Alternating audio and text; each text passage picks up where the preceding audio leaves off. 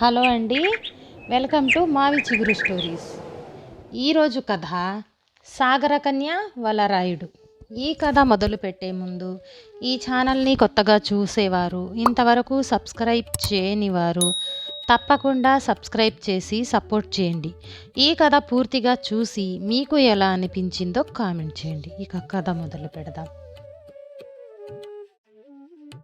ఆ ఊరిలో చేపలు పట్టడంలో వలరాయుడిని మించిన వారు లేరు. వల తీసుకుని పడవ వేసుకుని సముద్రంలోకి రాయుడు వెళ్ళి వచ్చాడంటే పడవ నిండా చేపలే చేపలు. సముద్రంలో ఎలా వెళ్ళాలో, ఎక్కడ చేపలు ఉంటాయో, వాటిని ఎలా పట్టాలో, ఎలా వెను తిరగాలో అన్నీ లెక్కే అతనికి. ఆ లెక్క ప్రకారమే ఆ రోజు కూడా చేపలు పట్టేందుకు సిద్ధమయ్యాడతను. వల వేసి పడవలో కూర్చున్నాడు. కాసేపటికి వల బరువు అనిపించింది.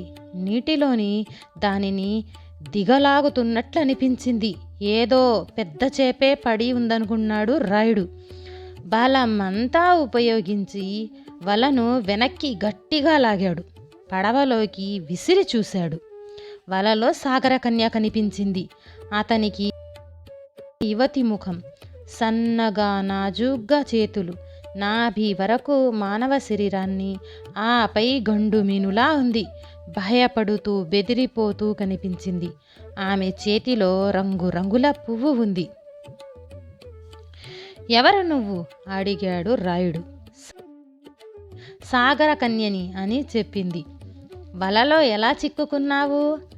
మా అమ్మకి ఒంట్లో బాగా లేదు, వైద్యునికి చూపించాం. అతను ఔషధ గుణాలు కలిగిన ఈ రంగురంగుల పువ్వుని తెమ్మన్నాడు. దీనికోసమే అట్టడుగు నుంచి కాస్తంత పైకి వచ్చాను. పువ్వు దొరికింది. తీసుకొని వెళ్తుంటే వలలో చిక్కుకున్నాను అంది. కన్నీరు పెట్టుకుంది. జాలిపడ్డాడు రాయుడు. అంతలోనే బిర్ర బిగుసుకున్నాడు. మా అమ్మను కాపాడుకోవాలి, దయచేసి నన్ను సముద్రంలోకి వదిలేయండి, మీకు దండం పెడతాను అంది కన్య చేతులు జోడించి. రాయుడికి నమస్కరించింది. వదులుతాను కానీ ముందు నాతో పాటు రా అన్నాడు రాయుడు. సాగరకన్యతో సహా తను ఒడ్డుకు చేరుకున్నాడు. కన్యను భుజం మీద వేసుకుని ముందుకు నడిచాడు. 2 అడుగులు వేశాడో లేదో అతడి పెంపుడు కుక్క పరిగెత్తుకుని వచ్చింది. స్వాగతం పలుకుతున్నట్టుగా అరుస్తూ మూచుస్తూ ఎగిరెగిరి పడుతూ తోక ఆడిస్తూ అతని మీద ప్రేమను కురిపించింది. నడవనీయక కాళ్లల్లో పడసాగింది. కోపమొచ్చింది రాయుడికి. ఎళ్ళహే కసురుకున్నాడు దాన్ని. చిరాకనిపించిందో ఏమో కాలితో ఒక్క తన్ను తన్నాడు. మూలుగుతూ దూరంగా వెళ్ళిపోయింది కుక్క. జరిగిందంతా గమనించింది సాగరకన్య. గట్టిగా నవ్వింది. నవ్వుతున్న కన్యను కోపంగా చూశాడు రాయుడు. నవ్వును ఆపేసిందామె. ఇంటి దారి పట్టాడు రాయుడు. పొలం గట్లంటా నడవసాగాడు. గట్టు మీద నడుస్తూ ఉంటే పొలంలోని పేడకుప్ప దుర్గంధాన్ని వెదజల్లుతూ కనిపించింది. చీచీ అంటూ అసహించుకుని ముక్కు మూసుకున్నాడు రాయుడు. పేడకుప్పకి దూరంగా జరిగి నడక సాగించాడు. పగలబడి నవ్వింది కన్య. ఏయ్ కసురుకున్నాడు రాయుడు. నవ్వును ఆపేసింది కన్య. ఇప్పటికీ 2 సార్లు నవ్విందిలా ఎందుకు నవ్విందో ఆలోచించసాగాడు రాయుడు. అలా ఆలోచిస్తూనే ఇంటికి చేరుకున్నాడు. అతను వస్తున్నట్టుగా ఎలా తెలుసుకున్నదో భార్య ఇంట్లో నుంచి బయటికి పరుగు పరుగున వచ్చింది. గట్టిగా కౌగలించుకున్నదతన్ని. ముద్దు పెట్టింది. నువ్వు సముద్రం మీదకి వెళ్ళి వచ్చేంత వరకు నా గుండె గుబులు గుబులుగా ఉంటుందయ్యా. నిన్ను సల్లగా చూడమని ముక్కోటి దేవతలకి మొక్కుకొని రోజు ఉండదు. నా రాజు, నా దేవుడు ఇంటికొచ్చేశాడు, ఆనందమే ఆనందం అంది భార్య. నీకోసమని పాయసం చేశానయ్యా.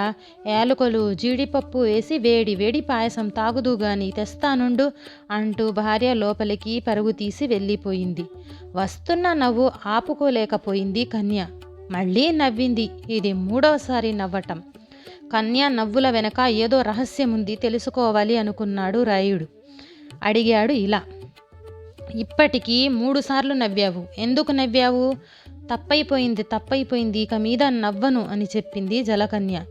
ఇక మీదట నువ్వు నవ్వటం సంగతి అటుంచు, ఇప్పుడు 3 సార్లు ఎందుకు నవ్వావో ముందు ఆ సంగతి చెప్పు అన్నాడు రాయుడు. చెప్పను అంది కన్య. క్షణం పాటు ఆలోచించి అంతలోనే ఇలా అంది. నేను ఎందుకు నవ్వానో నీకు తెలియాలంటే నువ్వు ఒక పని చెయ్యాలి.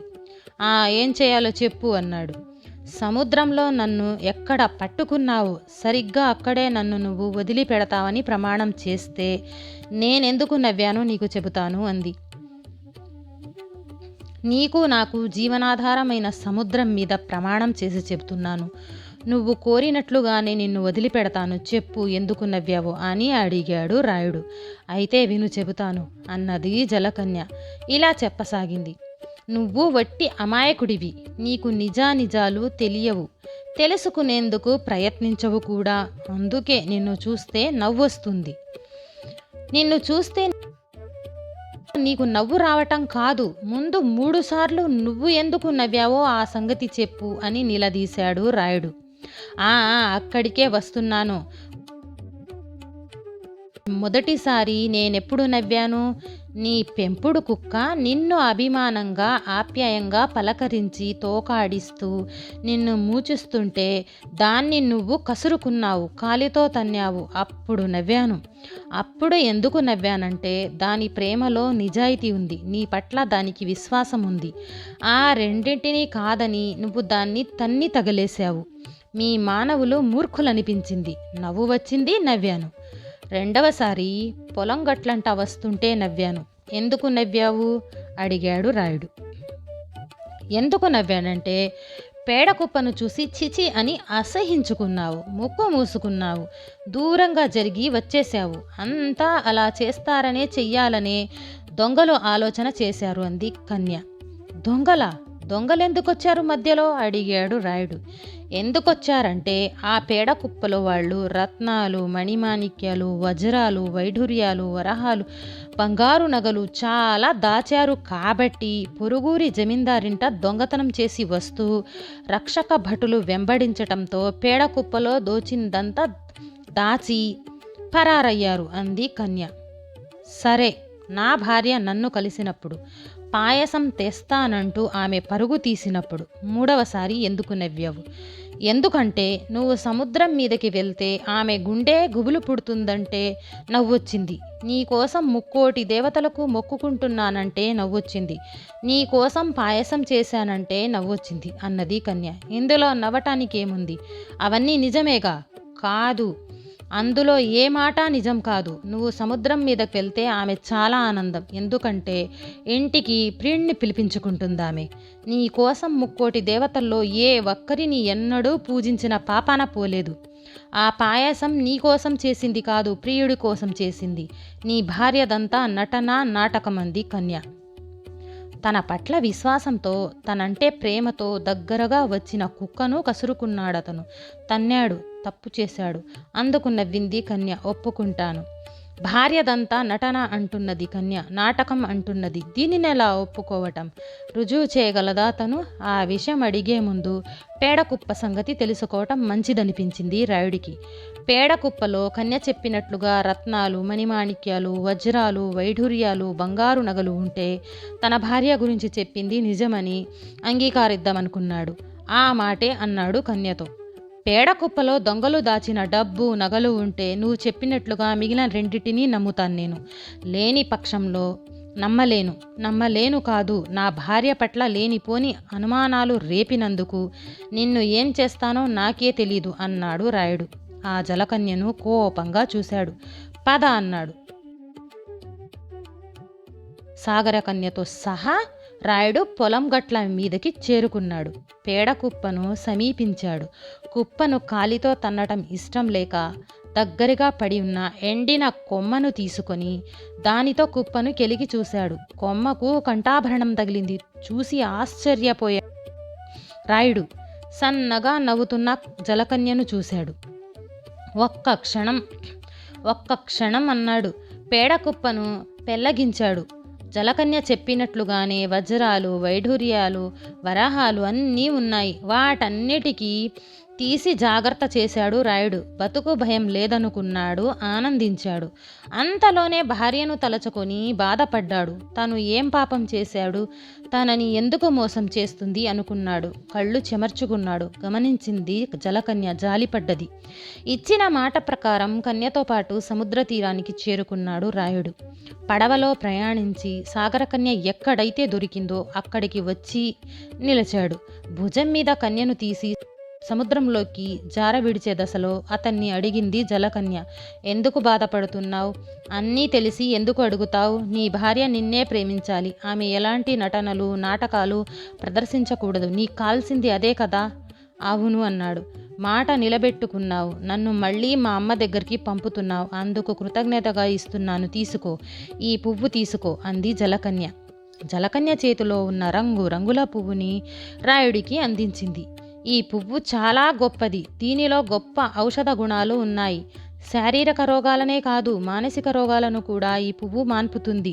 వెళ్ళి నీ భార్యకు ఇచ్చి వాసన చూడమను చాలు. ఆమె మనసు మారుతుంది, నీ సొంతం అవుతుంది అన్నది కన్య. మరి మీ అమ్మకో? అడిగాడు రాయుడు. పువ్వు తీసుకునేందుకు చేయి జాచి వెనక్కి తీసుకున్నాడు. సముద్రంలోకి వెళ్తున్నాను కదా, మరో పువ్వు కోసుకొని అమ్మ దగ్గరికి వెళ్తానులే అంది కన్య. పువ్వు తీసుకో అంది. తీసుకున్నాడు రాయుడు. కన్యను సముద్రంలోకి జార విడిచాడు. జాగ్రత్త అన్నాడు.